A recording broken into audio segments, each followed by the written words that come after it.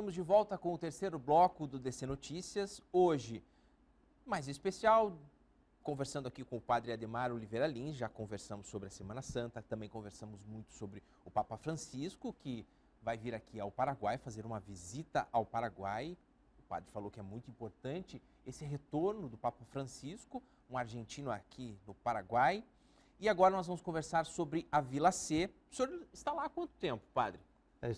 Vai fazer esse ano, em julho, 4 anos que estou na Vila C. 4 anos. E como foi a chegada de Padre Ademar lá na Vila C?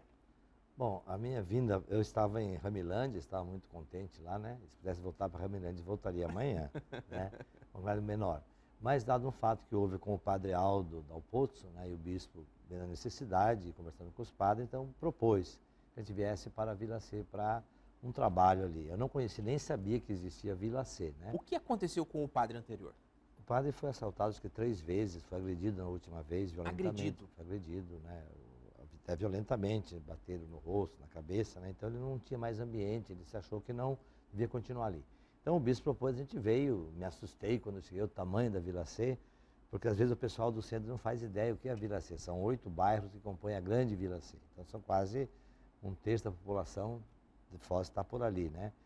Vai toda aquela parte pega um pedaço ali perto da Unioeste, da Uniamérica, né? Que faz parte da minha paróquia. Então ia lá em cima, até na Cidade Nova, também era minha paróquia. Agora foi criada a paróquia, então 25 mil habitantes saiu da minha responsabilidade e foi para a nova paróquia Nossa Senhora das Graças. Mas ainda tem muita gente sobre sua responsabilidade, hein? É grandinho ali, é divertido. A gente ganha pouco, mas diverte bastante.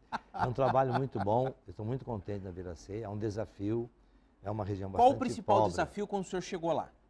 Que o senhor percebeu os principais, na verdade. Primeiro, na minha posse, da paróquia mesmo, tinha 20 pessoas, né? Começou por aí o desafio. O pessoal, 20 pessoas. O pessoal não ia na igreja, sendo um bairro grande, a igreja é enorme, né? Nossa Senhora da Luz. Então, o meu desafio foi, eu tomei posse no domingo à noite, foi na segunda-feira cedo, visitar todo o comércio. Fui percorrer, conhecendo um pouco ali o bairro, o comércio, convidando o pessoal, eu sou um novo padre, né? As pessoas me viam, quase corria, né? Porque nunca o padre fez isso ali. A paróquia é nova, vai fazer 17 anos em 2000. Uma adolescente, né? Está saindo da adolescência, tempo de rebeldia ainda a paróquia, né? Mas tem uma pessoa muito boa, grande, eu digo assim que há uma dívida social muito grande com a Vila C, tanto da Itaipu como do município, né? Que ali é o bairro dos barrageiros, né? Então nós não temos, na Vila C nós não temos uma lotérica, não temos um banco, não temos uma agência do correio.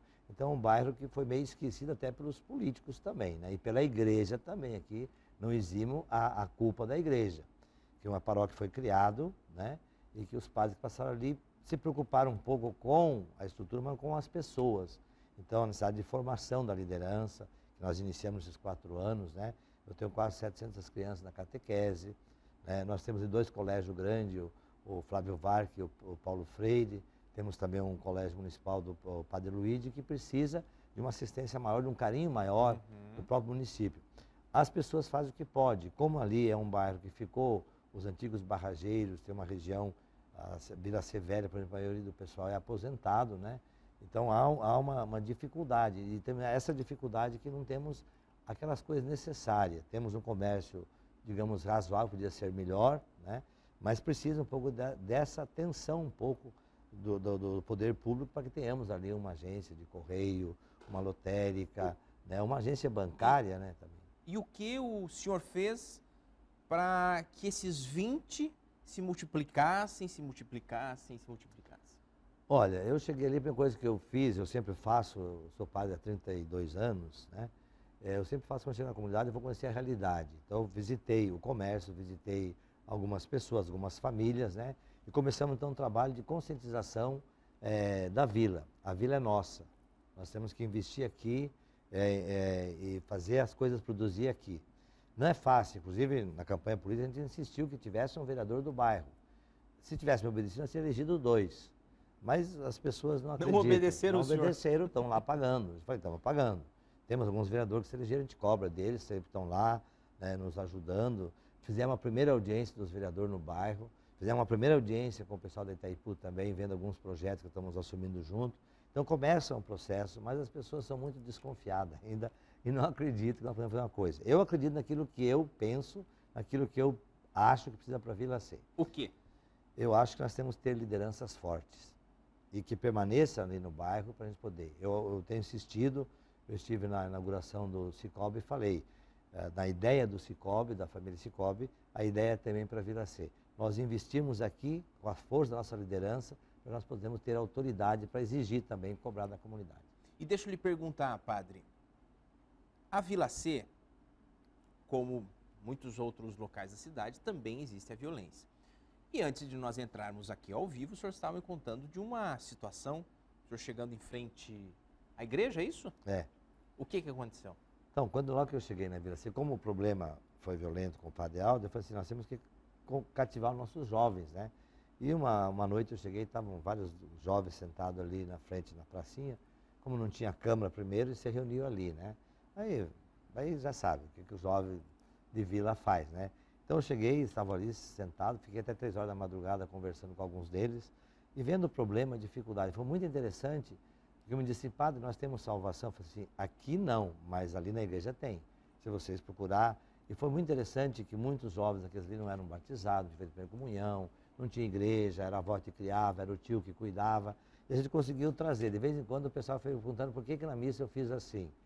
É que algum deles vem me visitar e chega e fala, padre, beleza pura, eu falei, legal, pode entrar. Então o pessoal fica, porque não estão, eles estão de costa, né?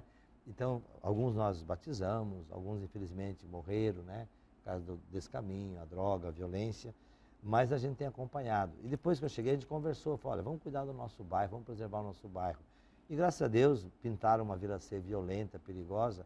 Eu agradeço a Deus, porque conheço grande parte do pessoal, os nossos jovens são pessoas boas, e muitos de lá trabalham no centro. Então, às 5 horas da manhã começa a evasão, né? O pessoal que vem para o centro. Trabalhar, né? Eu tenho 4 realidades. Eu tenho o pessoal que trabalha em Itaipu, eu tenho o pessoal, alguns que trabalham na manutenção das torres, né? Aí temos o pessoal que trabalha no Paraguai, aí temos aqueles que trabalham na informalidade, e temos o pessoal que trabalha, como o pessoal, que eu não gosto desse termo, mas é o que muitos falam, os muambeiros. Não são muambeiros, são trabalhadores alternativos, né? Que tentam sobreviver. Então nós temos essa realidade. E mesmo o trabalho paroquial é difícil, porque eu tenho que me adaptar de acordo, porque a Itaipu, o pessoal trabalha 4 turnos de 6, né? Então às vezes o pessoal é 24 horas, né? O trabalho. Então às vezes não conseguimos contar com essas lideranças. E o pessoal que vai para o Paraguai sai 5 horas da manhã, volta às 7 horas da noite. Então tem que ter uma paróquia assim, que até hoje, nesses 32 anos de padre, estou fazendo uma experiência nova, porque é um laboratório. Padre, para encerrar bem rapidinho, o senhor se vê ou em outro local a não ser como padre? Olha, eu sou um padre meio diferente, meio complicado. Eu fiz toda a experiência que eu podia fazer antes, eu fiz. Eu fui funcionário público, eu fui político, eu fui noivo e de repente me encontrei um momento e falei assim, não, acho que eu tenho que ir na igreja. Eu procuro ser um padre para o tempo de hoje. Na minha ordenação, eu disse para o meu bispo, na véspera da ordenação, eu quero ser um padre diferente, para uma igreja diferente, para um jeito diferente de ser igreja. Então eu me sinto assim, um padre diferente. E não tenho problema, onde eu vou me acerto. Já fui para a missão no Mato Grosso, em Rondônia, já fui no Mato Grosso, no Sertão Baiano, nas missões no Sertão Baiano, e me sinto aqui, estou muito bem em casa aqui em Foz do Iguaçu. Eu conversei aqui com o padre Ademar Oliveira Lins. O padre Ademar falou sobre Semana Santa, Papa Francisco, e contou um pedacinho da história dele aqui no DC Notícias desta sexta-feira, Sexta-feira Santa. Muito obrigado pela sua audiência, nós agradecemos a sua atenção, agradecemos que você acompanhe esse papo gostoso aqui com o padre Ademar, conhecer um pouco mais dele aqui. Muito obrigado. Eu te Boa agradeço. sorte, o senhor. Obrigado, eu que agradeço, estou à disposição. Tá certo. Tchau, tchau para vocês. Aproveite bem o seu fim de semana e segunda-feira nos vemos novamente no DC Notícias.